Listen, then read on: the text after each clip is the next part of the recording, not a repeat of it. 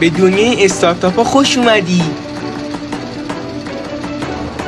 جایی که هر ایده کوچیکی میتونه به یه انقلاب بزرگ تبدیل بشه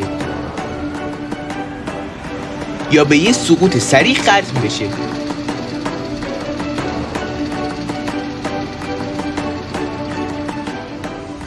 استارتاپ یعنی شروع از هیچ، یعنی دیدن این چیزی که بقیه نمیبینن، یعنی ساختن راهی که هنوز وجود نداره.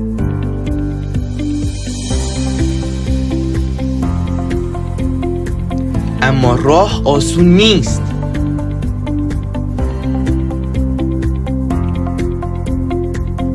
نود درصد استارتاپ ها شکست میخورن.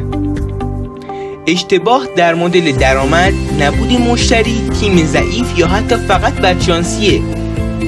ولی اگر ایده‌ت واقعی باشه، اگه خودتو وقفش کنی و از شکست‌ها درس بگیری، ممکنه جزو اون 10% باشی که دنیا رو تغییر میدن. رویاها پرواز میخوان.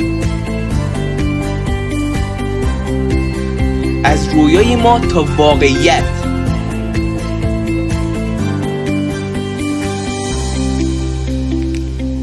حالا بذار یه داستان واقعی برات بگم. داستان یه ایده ساده که تبدیل شد به شروع استارتاپ ما.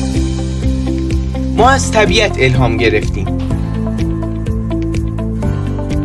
و با یه فنجون دمنوش اصیل گیاهی ایده های خلاقانمون رو به واقعیت تبدیل کردیم.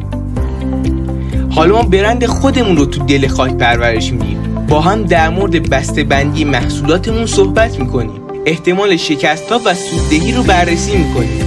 ما یک انجمن هدفمند داریم با یک استارتاپ هدفمند و بله، تلاش ما نتیجه میده. وقتی توی گفتگوی روزمره کلافه میشی و خسته و با ذهن درمونده میای خونه، با ما همراه شو و از طبیعت آرامش بگیر با دمنوش‌های گیاهی شفانوش. از دل خاک، شفایی برای همه.